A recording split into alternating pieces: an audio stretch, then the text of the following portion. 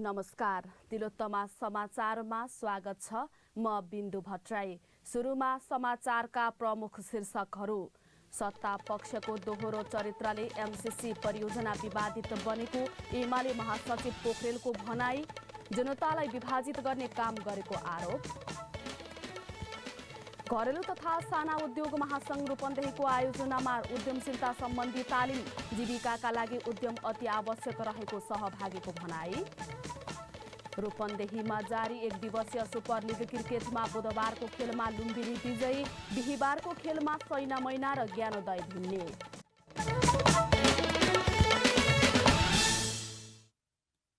अब खबर विस्तारमा। नेकपा एमालेका महासचिव शंकर पोखरेलले सत्तासीन दल र नेताहरूले दोहोरो चरित्र देखाउँदा एमसीसी परियोजना विवादित बन्दै गएको बताउनु भएको छ। सरकारमा रहेकाहरूले नै भित्र बसेर एमसीसी परियोजनाको प्रस्ताव संसदमा टेबल गर्ने विषयमा सहमति गर्ने र बाहिर जनताका बीचमा भ्रम सिर्जना गरेर जनतालाई विभाजित गर्ने काम गरेको उहाँले आरोप लगाउनुभयो। एउटा सत्ता पक्ष प्रस्ताव टेबल गर्छ, अर्को सत्ता पक्ष सरकारका विरुद्ध ढुङ्गामुढा गर्ने कुरा गर्छ र भित्र बसेर उनीहरू प्रस्ताव टेबल गर्ने कुरामा सहमति गर्छन् र बाहिर जनताका बीचमा भ्रम सिर्जना गरेर जनतालाई विभाजित गर्ने काम गर्छन्। यस्तो प्रकारको अवस्थामा एउटा लोकतान्त्रिक सत्ता बस्न निस्कै मिल्दैन। जुन सत्ताले यस्ता संवेदनशील विषयमा एउटा दृष्टिकोण बनाउन सक्दैन, त्यसलाई सरकारको नेतृत्व गर्ने नैतिक अधिकार हुँदैन भन्ने कुरालाई हामीले बुझ्नु जरुरी छ। सरकारको दृष्टिकोण एउटै हुनुपर्छ। एउटै दृष्टिकोण नहुनेलाई राज्यको नेतृत्व गर्ने अधिकार हुँदैन भन्ने कुरामा स्पष्ट हुनुपर्छ भन्ने कुरा म तपाईहरुका बीचमा राख्न चाहन्छु।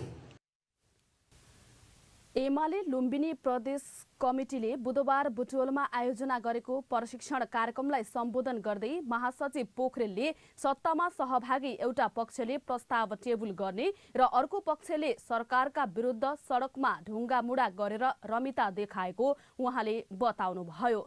पोखरेलले विगतका तथ्यहरूले एमसीसी परियोजना नेपालको निरन्तर प्रयासपछि आएको पुष्टि भए पनि एमसीसी परियोजना भित्र्याउन आफै लागि परेकाहरू अहिले एमसीसी विरोधी भएको देखाउन नाटक गरिरहेको औल्याउनु भएको छ। सत्तामा रहेकाहरूले कुनै पनि विषयमा एउटै दृष्टिकोण बनाउन नसक्दा ती विषयहरू विवादमा पर्ने भएकोले सरकारको दृष्टिकोण सधैँ एउटै बन्नुपर्ने उल्लेख गर्नु भएको छ। उहाँले सरकारले एमसीसी पारित गर्न एमालेसँग सहयोग मागेको भए पनि संसदका गतिविधिमा भाग लिन एमालेले राखेका मागहरू सम्बोधन गर्नुपर्ने र माग सम्बोधन नहुँदासम्म एमालेले एमसीसीको विषयमा कुनै धारणा नदिने स्पष्ट पार्नुभयो।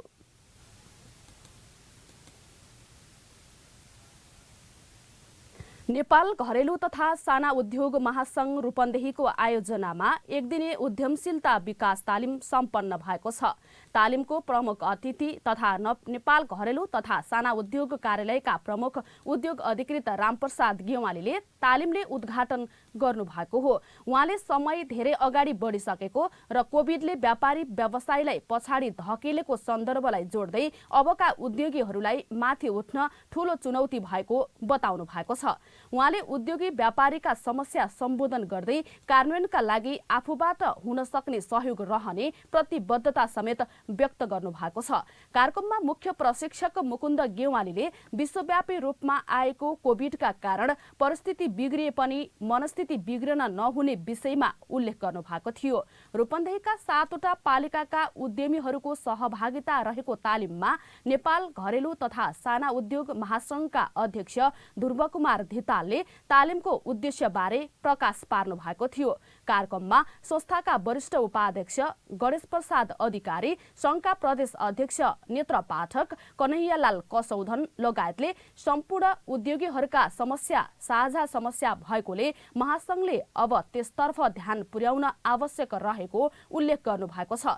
महासंघका प्रदेश समितिका वरिष्ठ उपाध्यक्ष मञ्जु भुसालको स्वागत र देवानन्द पाण्डेको सञ्चालनमा सम्पन्न कार्यक्रममा जिल्लाका विभिन्न पालिकाका 70 जनाको सहभागिता रहेको थियो।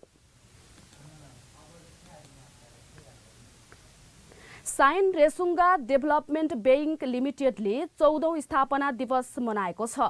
साइन रेसुङ्गा डेभलपमेन्ट बैंकको केन्द्रीय कार्यालय बुटवलमा बुधबार एक कार्यक्रमका बीच स्थापना दिवस मनाइएको हो।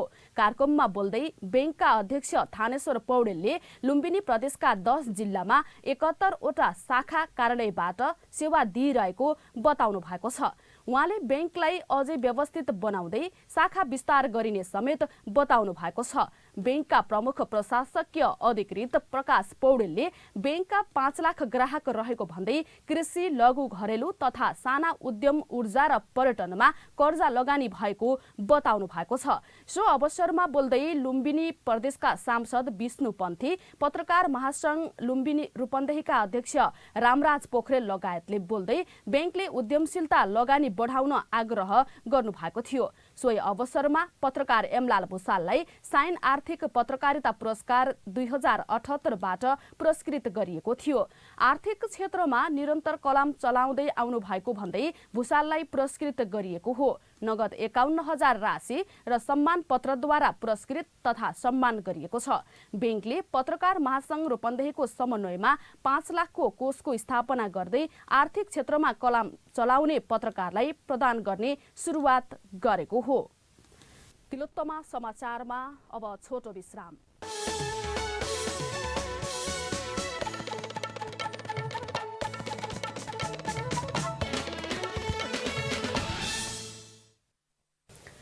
विश्रामपछि तिलोत्तमा समाचारमा स्वागत छ। बाँकी समाचार भन्दा पहिले प्रमुख शीर्षकहरू। सत्ता पक्षको दोहोरो चरित्रले एमसीसी परियोजना विवादित बनेको एमाले महासचिव पोखरेलको भनाई। जनतालाई विभाजित गर्ने काम गरेको आरोप।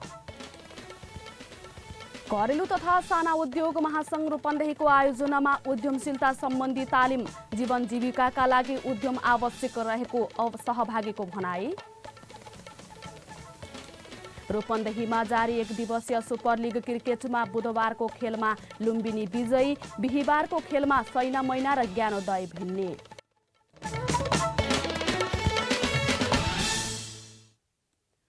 अब बाँकी समाचार। Citizen life insurance company limited Bhalwari शाखाको बुधबार एक कार्यक्रमका बीच शुभारम्भ गरिएको छ। कम्पनीका प्रमुख कार्यकारी अधिकृत Poshan Raj Paudel, chief marketing officer CMO Bhushan Rimal, chief business officer Sunil Pokharel, सामाजिक व्यक्ति चिन्तामणी नेउपाने लगायतले संयुक्त रूपमा भलवारी शाखाको उद्घाटन गर्नु भएको छ।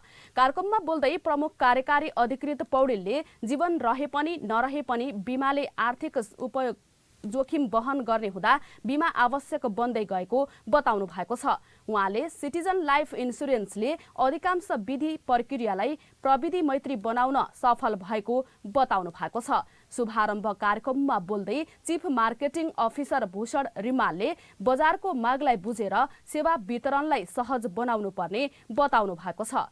उहाँले इन्सुरेन्सहरू कम्पनीले आर्थिक जोखिमबाट जोगाउने हुनाले अभियानकै रूपमा लाग्नु पर्नेमा जोड दिनु भएको छ। भलवारी शाखाका प्रमुख रवि काफ्लेको सञ्चालन कम्पनीका एरिया ब्रान्च म्यानेजर नरेश सिगदेलको स्वागतमा भएको कार्यक्रममा शिखर इन्सुरेन्स कम्पनीका लुम्बिनी प्रदेश प्रमुख किरण काफ्ले, तिलोत्तमा वडा नम्बर 9 का जनप्रतिनिधि अरुणा राणा, नोबेल बैंक भलवारी शाखाका प्रमुख गंगाराम नेउपाने लगायतले बोल्दै जीवन बिमालाई थप व्यवस्थित बनाउनु पर्नेमा जोड दिनु भएको थियो। बुटोल उद्योग वाणिज्य संघ रूपन्देहीका पूर्व अध्यक्ष जीवन प्रसाद ओझालाई संघमा सम्मान गरिएको छ। संघको 69औं स्थापना दिवसको अवसरमा संघका पूर्व अध्यक्ष ओझालाई सम्मान गरिएको हो।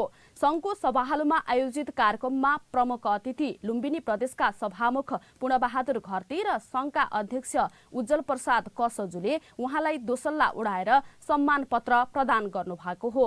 ओझा 2053 देखि 2055 सम्म संघको अध्यक्षमा रहनु भएको थियो। संघले प्रत्येक वर्ष स्थापना दिवसको अवसरमा पूर्व अध्यक्षबाट एकजनालाई सम्मान गर्दै आएको छ।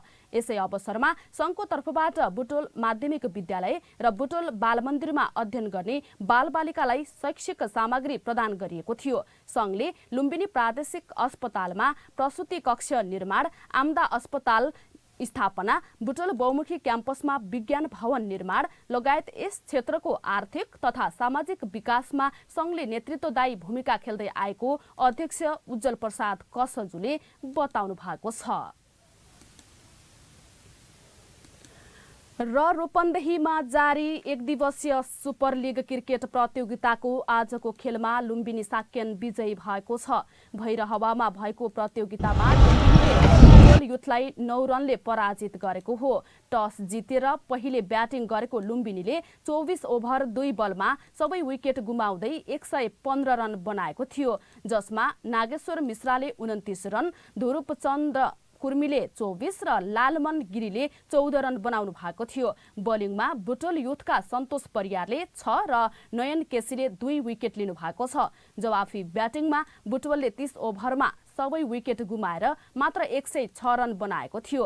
उसका लागि सुमन थापाले सर्वाधिक 13 रन जोड्नु भएको थियो। जावेद अली र अख्तर हुसेनले 4-4 विकेट लिनु भएको छ। बिहिबारको खेल सैनामैना क्रिकेट क्लब र ज्ञानोदय क्रिकेट क्लब बीच हुनेछ। हामी तिलोत्तमा समाचारको अन्त्यमा आइपुगेका छौं। समाचारका प्रमुख शीर्षकहरू पुनः एकपटक। सत्ता पक्षको दोहोरो चरित्रले एमसीसी परियोजना विवादित बनेको एमाले महासचिव पोखरेलको भनाई, जनतालाई विभाजित गर्ने काम गरेको आरोप। घरेलु तथा साना उद्योग महासंघ रूपन्देहीको आयोजनामा उद्यमशीलता सम्बन्धी तालिम, जीवन जीविकाका लागि उद्यम आवश्यक रहेको सहभागीको भनाई। रूपन्देहीमा जारी एक दिवसीय सुपर लिग क्रिकेटमा बुधबारको खेलमा लुम्बिनी विजयी, बिहिबारको खेलमा सैनामैना र ज्ञानोदय भिन्ने।